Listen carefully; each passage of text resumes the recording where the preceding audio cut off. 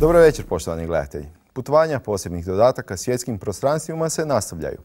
Nakon Švedske i Indije večeras odlazimo u Francusku i to sa specifičnom misijom – otkriti svijet pariških art kina. François Truffaut jednom je prilikom rekao da svaki Francuz ima dva zanimanja.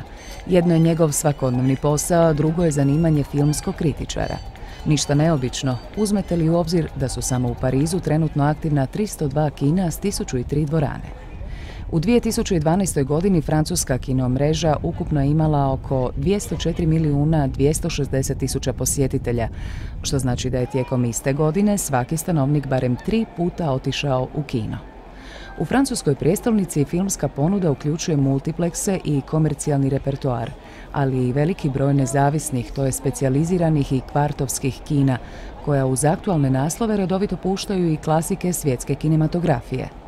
Dobar primjer za to je ulica Champollion, smještena tik iza Sorbone, na nekoliko minuta hoda od trga Odeon, gdje se nalaze 3 minipleksa i jedan multipleks.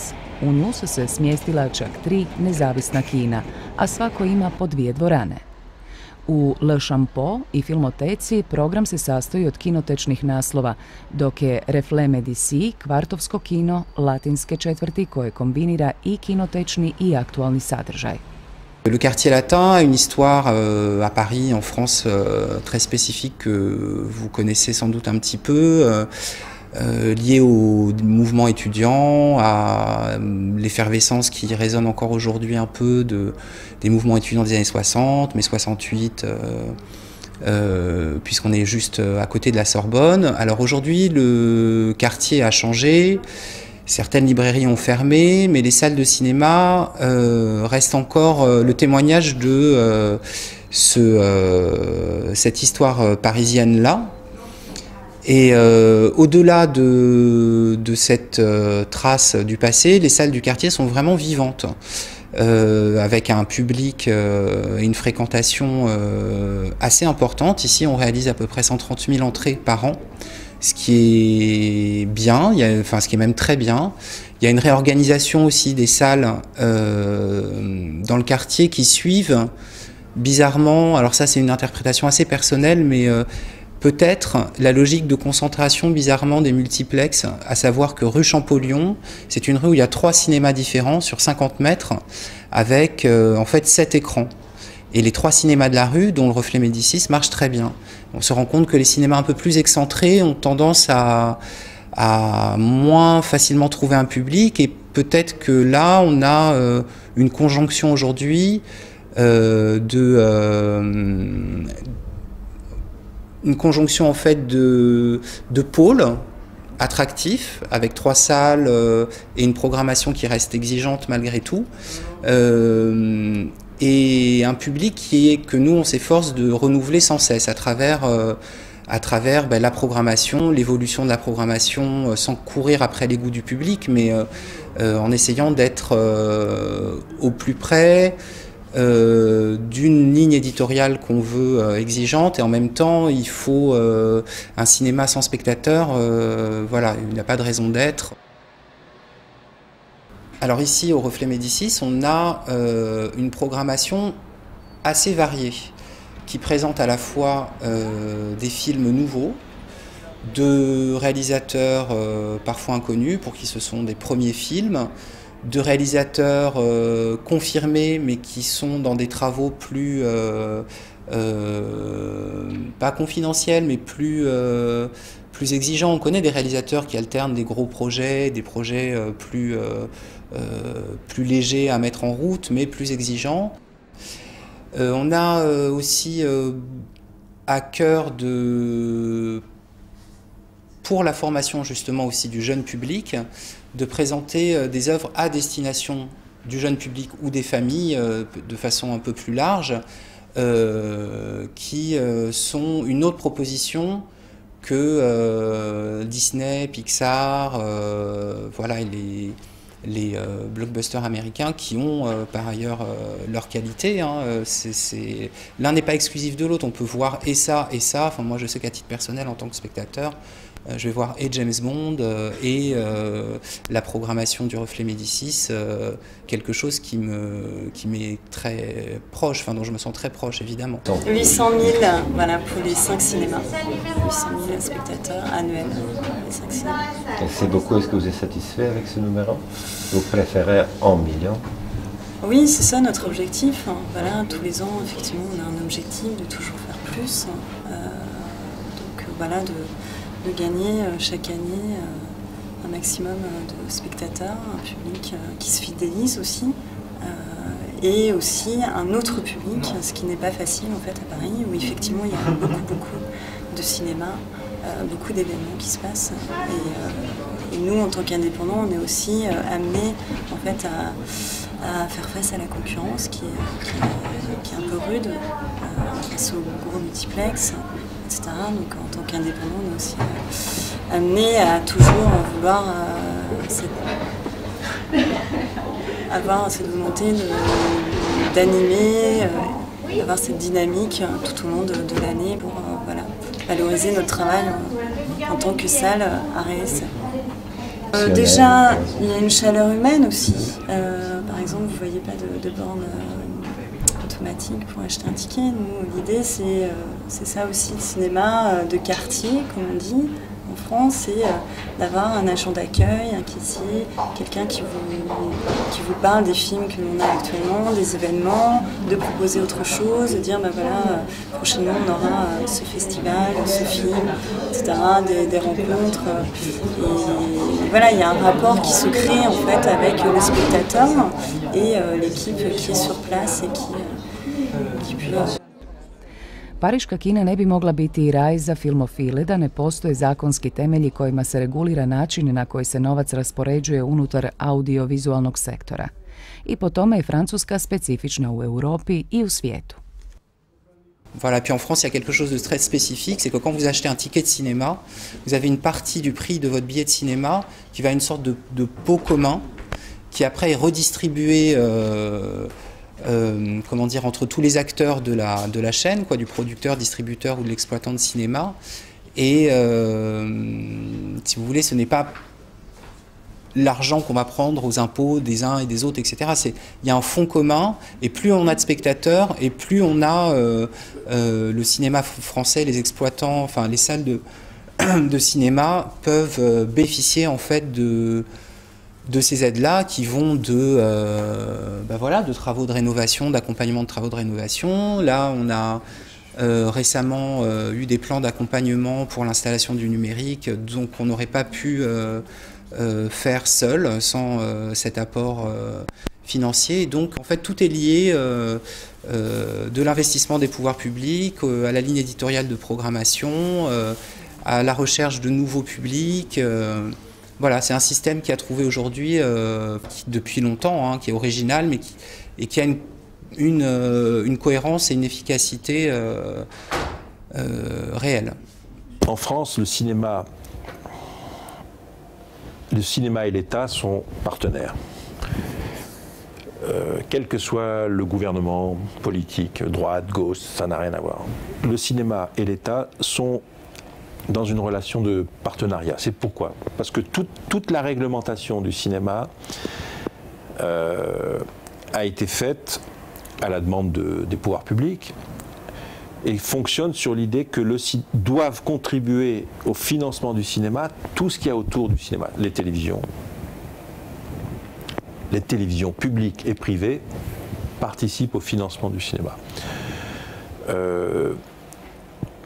Le système d'autofinancement du cinéma a été mis au point après la guerre, en 1945. C'est-à-dire le fonds de soutien, qui est la chose essentielle à comprendre. C'est-à-dire que quand vous allez au cinéma, vous payez un ticket, de la somme est prélevée et va au fonds de soutien.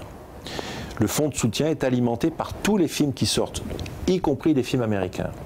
Donc le cinéma américain en France, qui marche très bien, finance le cinéma français.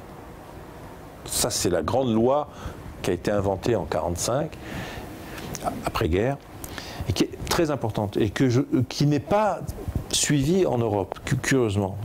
C'est-à-dire que si vous allez voir un film James Bond, vous payez votre place, une partie de la recette va au CNC pour financer l'aide au cinéma français, l'aide aux salles de cinéma en France, l'aide aux distributeurs, l'aide à l'édition DVD, l'aide au patrimoine de la cinémathèque. Donc vous voyez, vous avez un système de financement vertueux. L'argent qui va dans les caisses, une partie, la taxe, va aider à financer tous les festivals de Cannes, etc. Les institutions comme la nôtre, la FEMIS, etc. Et ce qui est nouveau depuis la création des chaînes privées, c'est que Canal+ a un cahier des charges qui l'oblige à financer des films français et contribue au fonds de soutien qui finance l'ensemble. Et maintenant, les fournisseurs d'accès, Internet. C'est-à-dire que vous demandez à tous les fournisseurs importants, il y en a 4, de participer au financement du cinéma français. Et ça, c'est un système extrêmement important parce que, en gros, c'est ce qui permet de financer un cinéma en France, quoi. C'est que le cinéma français, il est protégé par ces réglementations que souvent Bruxelles, la Commission européenne conteste, mais à mon avis, qui devrait être exemplaire pour toute l'Europe, pour la Croatie, pour toute l'Europe, c'est-à-dire de faire en sorte que les recettes du cinéma alimentent le cinéma. Tijekom 1970-ih i 1980-ih Serge Stubijana bio je glavni urednik kultnog filmskog časopisa Cahiers du Cinéma. 2003. godine postao je ravnatelj francuske kinoteke, filmske institucije, koju su 1936. godine osnovali Henri Langlois, Georges Frangy i Jean Mitry. Njihova namjera bila je sačuvati ne samo filmske kopije, nego i kamere, projektore, scenarije i dijelove scenografije i kostimografije. Dakle, sve one predmete preko kojih saznajemo o uvjetima u kojima su nastajala dijela sedme umjetnosti. Francuska kinoteka nalazi se u 12. arondismanu u Parizu, u impresivnoj građevini američkog arhitekta Franka Gehryja. Filmski arhiv kinoteke je jedan od najvećih arhiva ovoga tipa u svijetu. Trenutno broji oko 40.000 naslova, a svake godine ovaj se broj poveća za 800 novih kopija. En France, il y a 3 archives. Il y a la plus grosse, c'est les archives françaises du film, qui est une archive publique, l'État. Nous, on est la deuxième, on est la Cinémathèque française, qui est une association privée subventionnée par l'État. La troisième, c'est la Cinémathèque de Toulouse, qui est une cinémathèque qui a une archive importante, avec un fonds important de films soviétiques, par exemple. À part ça, il y a des cinémathèques en région, petites cinémathèques en Bretagne, à Grenoble, Saint-Étienne, Marseille, Nice et d'autres, petites, mais qui n'ont pas d'archives. L'Institut Lumière est un lieu important, qui détient les archives des Frères Lumière et les films des Frères Lumière. Pas beaucoup de collections, pas beaucoup de stocks. Les 3 grandes archives, je vous dis, c'est 2 à Paris, 1 à Toulouse. Et la plus grosse, c'est les archives françaises du film, qui recueillent aussi le dépôt légal, qui est très important. Mais même le dépôt légal devient un point d'interrogation. Qu'est-ce qu'on sauvegarde? Qu'est-ce qu'on met? Qu'est-ce qu'on dépose? Est-ce qu'on dépose une copie? Jusqu'à présent, on déposait une copie qui avait servi déjà dans l'exploitation, donc on ne sait pas dans quel état elle est. Et une copie n'est pas un élément de préservation, ça n'est qu'un élément de projection. Et aujourd'hui, se pose la question d'un dépôt légal numérique. Qu'est-ce que c'est qu'un dépôt légal numérique? On dépose un DCP, mais un DCP, dans 5 ans, on ne sait pas si on pourra le lire, parce que les logiciels vont évoluer. Donc toutes ces questions sont des questions vraiment d'actualité pour nous, très fortes.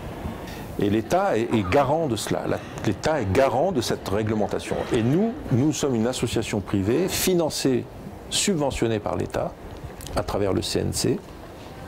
Et nous rendons compte à l'État de toutes nos missions, c'est-à-dire sauvegarde, des collections, enrichissement des collections, restauration, valorisation à travers les programmations, à travers l'action culturelle, à travers l'action pédagogique, à travers les expositions, le musée, les éditions, etc. C'est-à-dire que nous, on est une association privée et on exerce une mission publique. C'est très subtil, mais c'est un engagement très fort pour nous auprès de l'État. Dire voilà, nous on est privé, mais tout ce qu'on fait, c'est pour former un nouveau public à la culture et à l'amour du cinéma.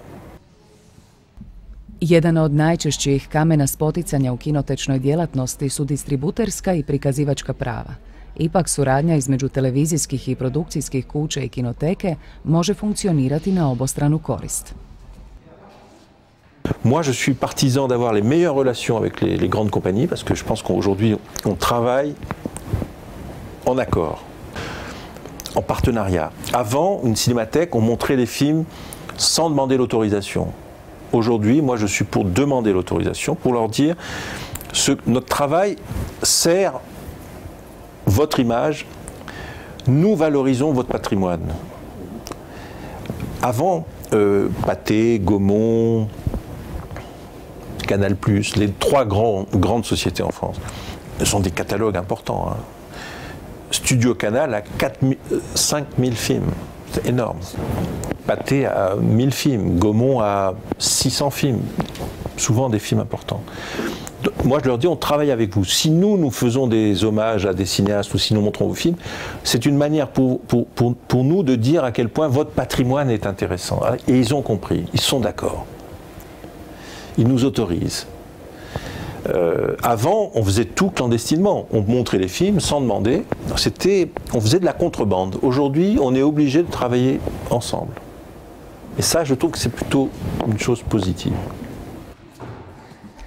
Posebno je zanimljiv odnos francuskih kinoprikazivača prema klasicima. U Parizu gotovo svakodnevno na velikom platnu možete pogledati radove Franka Capre, Johna Forda, Alfreda Hitchcocka ili Stanleya Kubricka, i to na obnovljenim kopijama. Također, uobičajena je praksa da se manje ili više poznati naslovi velikih redatelja restauriraju, te zatim ponovno puštaju u kinodistribuciju. Le film de Capra, Monsieur Smith au Sénat, a un distributeur. Donc le distributeur a des copies. Beaucoup de films du patrimoine ou du répertoire sont en distribution. Parce qu'il y a en France un réseau du film d'art et essai, du film de répertoire, qui fonctionne très bien. Il y a beaucoup de films qui ressortent, pas simplement parce qu'ils ont été restaurés, mais parce qu'il y a une activité très forte encore du cinéma anciens, Capra, Ford, Fellini et beaucoup de cinéastes, où il y a encore des distributeurs qui ont les droits et donc des copies qui sortent. Oui. Ça, c'est plutôt une chance. On est un peu exceptionnel. Hein.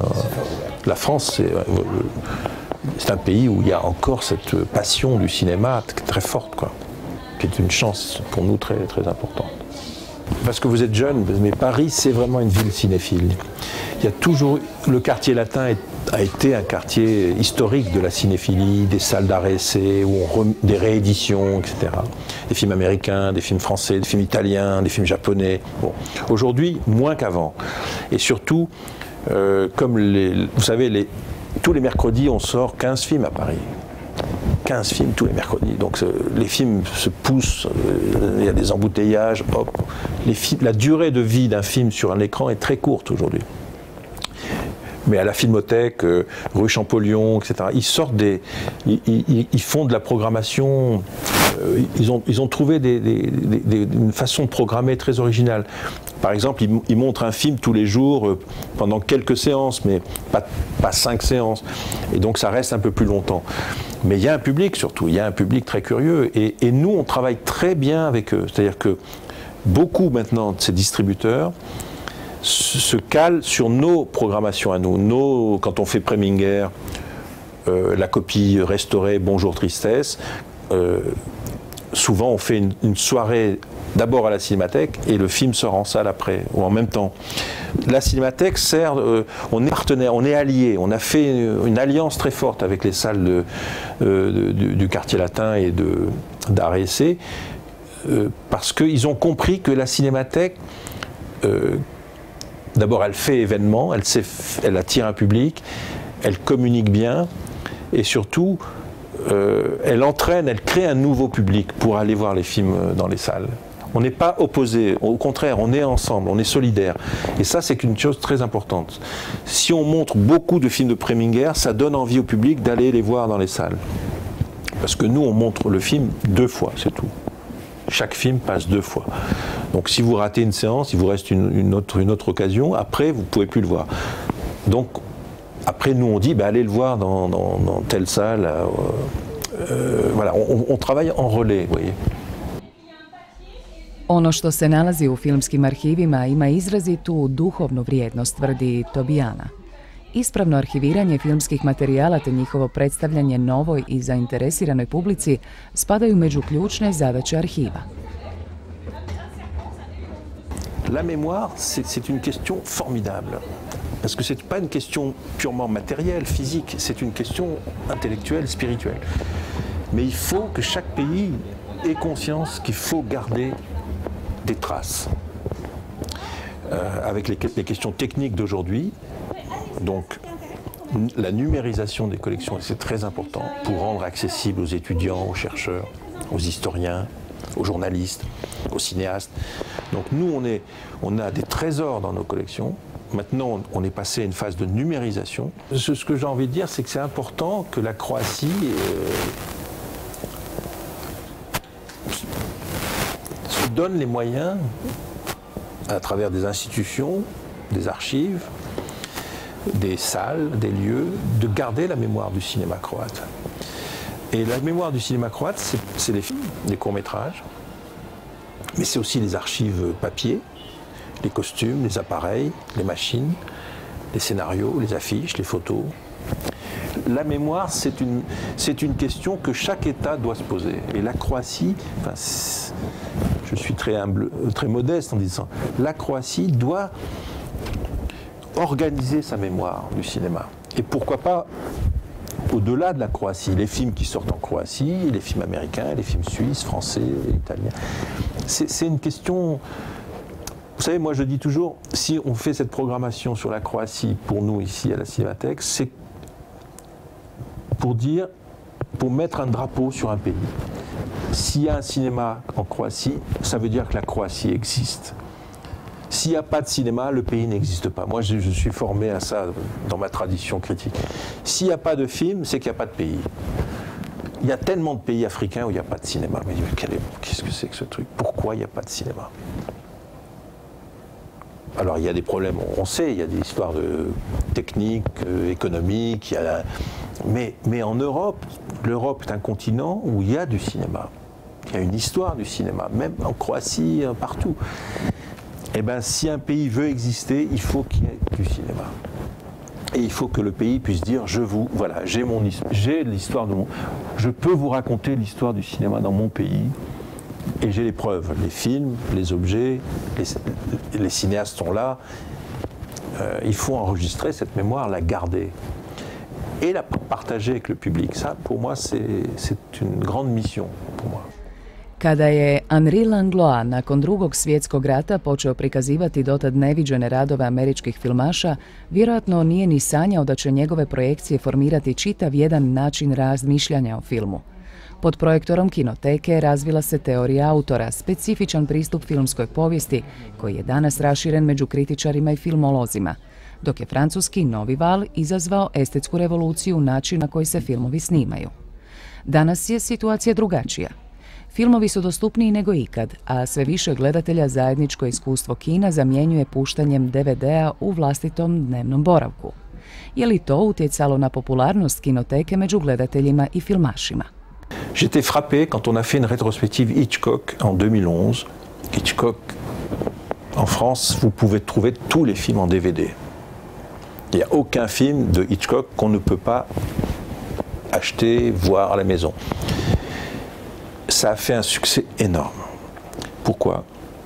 Parce que la plupart des jeunes n'ont jamais vu Psycho sur grand écran.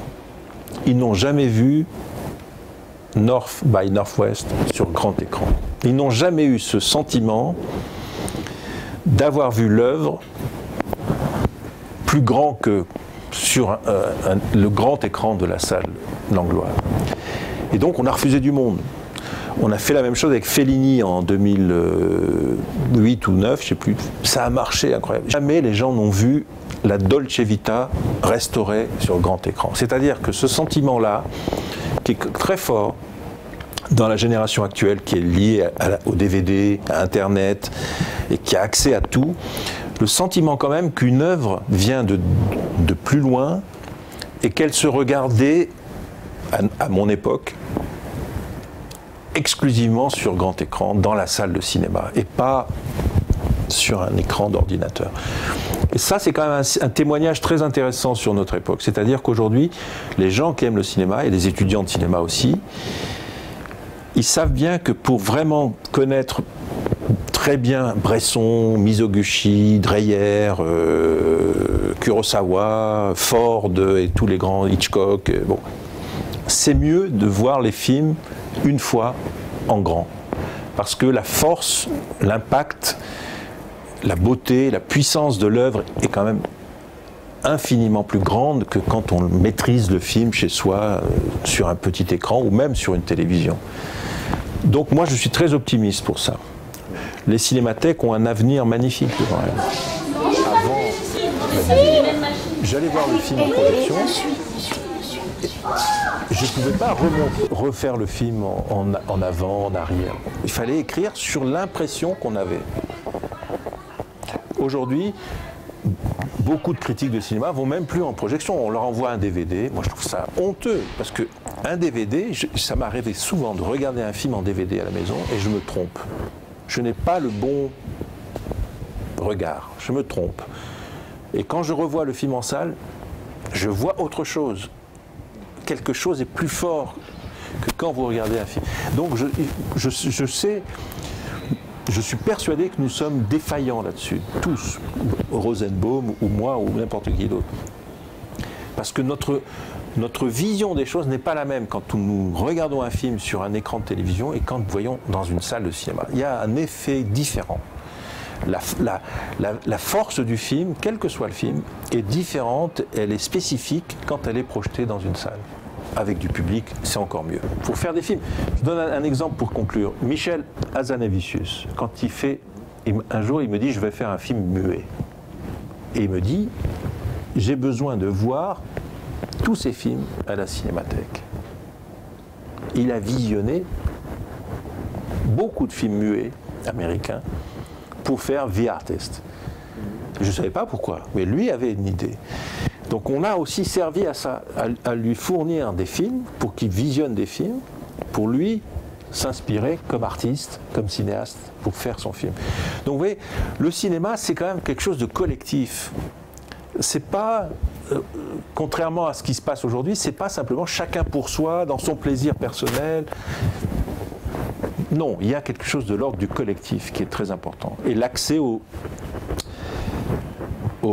richesses, aux trésors, aux objets, parce que les revues, les livres, les scénarios sont des ressources très importantes. Baš kao što je i protagonist umjetnika na posljedku uspio uhvatiti korak s novim zahtjevima filmske industrije, tako i priča o mreži nezavisnih kina u Parizu ima sretan završetak. Zahvaljujući dobro postavljenim zakonskim temeljima prema kojima funkcionira francuska audiovizualna industrija, ali i političkoj volji koja je omogućila pokretanje njezinog mehanizma, pariška kina i dalje uspijevaju održati korak sa svojom publikom. Nekoliko desetaka minuta u vrlom europskom uređenom svijetu je završilo. Pogled u parišku kino stvarnost nas možda nečemu i nauči, no to nije ništa što već nismo nekada znali. U Zagrebu je svojedobno bilo 7 kinodvorana u centru grada. Preostale su samo 2. Doviđenja za 7 dana.